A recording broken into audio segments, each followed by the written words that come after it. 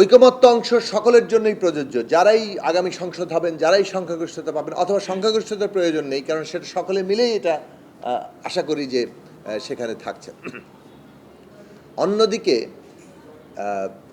যেসব প্রশ্নে note of dissent আছে, ভিন্নমত আছে, সেই ভিন্নমতে প্রথম বৈঠকে আলোচনা হয়েছিল যে আর্টিকেল 70 ইয়াতে যে এখানে যে ভিন্নমতটা থাকছে সেই ভিন্নমতটা সকলেই তাদের যা প্রশ্নগুলো নিয়ে তাদের নির্বাচনী ইস্তেহারে দিবেন, যে দল সংখ্যাগরিষ্ঠতা পাবে, বিজয়ী হবে, তাদের প্রস্তাব অনুযায়ী সেই ভিন্নমতটা গৃহীত হবে। এক্ষেত্রে যদি কেউ সংখ্যাগরিষ্ঠতা না পায়, তখন পার্লামেন্টে এ বিষয়ক আলাপ আলোচনার মধ্য দিয়ে যে সমঝোতা হবে তার ভিত্তিতে ওই ভিন্নমতগুলো পাশ হবে। ফলে এই ক্ষেত্রেও একটা, যেহেতু জুলাই জাতীয় সনদের ভেতরে এই কথাটা লেখা আছে, ঐকমত্য অংশ এবং নোট অফ ডিসেন্ট অংশ মীমাংসার পথ, কাজেই জনগণ যখন গণভোটে এটাকে হ্যাঁ না দিচ্ছেন, তারা আসলে এর বৈধতা দিচ্ছেন এবং বাস্তবায়নের পদ্ধতি যেহেতু ভেতরে যেভাবে লেখা আছে সে অনুযায়ী বাস্তবায়ন হচ্ছে। তৃতীয় যে জায়গাটা আমরা বারবার ঐকমত্যের কথা বলেছিলাম যে এই বিষয়ে আমাদের একসাথে চিন্তা করা দরকার, সেই বিষয়ে আজকে অনেক অগ্রগতির জায়গা হয়েছে।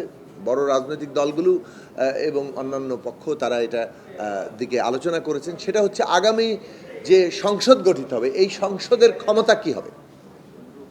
এই সংসদ কি একটা কনস্টিটিউয়েন্ট পাওয়ার, মানে অর্থাৎ একটা সংবিধান কিংবা একটা মানে সেটা তৈরির ক্ষমতা পাচ্ছে কিনা।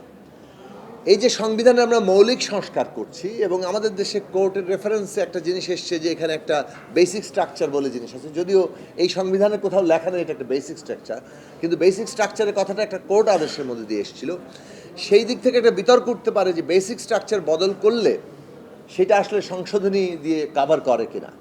ফলে এই সংসদের যদি এইরকম কনস্টিটিউয়েন্ট অর্থাৎ এই মৌলিক সংস্কার করার ক্ষমতা না থাকে, তাহলে এটা টেকসই হবে না। এই কথাটা আমরা বারবার বলার চেষ্টা করেছি। সেদিক থেকে আমাদের প্রস্তাব ছিল যে একটা এমন একটা আদেশ থাকা অথবা অধ্যাদেশ থাকা যেটার মধ্য দিয়ে আগামী সংসদকে দুটো রাজনৈতিক ক্ষমতা দেওয়া হবে। একটা হচ্ছে 5 বছর এই তারা দেশ পরিচালনার কাজ করবেন, নিয়মিত কাজ করবেন। অন্যদিকে আরেকটা হচ্ছে তারা মৌলিক সংস্কারের এখতিয়ার প্রাপ্ত হবেন এবং জুলাই সনদের ভিত্তিতে মৌলিক সংস্কারের এখতিয়ার পেয়ে তারা যদি এই কাজটি করেন, তাহলে ওই কনস্টিটিউয়েন্ট পাওয়ারের যে জায়গাটা, অর্থাৎ এটার যে বেসিক স্ট্রাকচার সহ পরিবর্তন করার যে ক্ষমতা, সেই ক্ষমতাটা হচ্ছে অবশ্যই এটা জুলাই সনদের ভিত্তিতেই, কারণ এই পুরো প্রক্রিয়াটাকেই আমরা আসলে তার ভিত্তি হিসেবে ধরছি।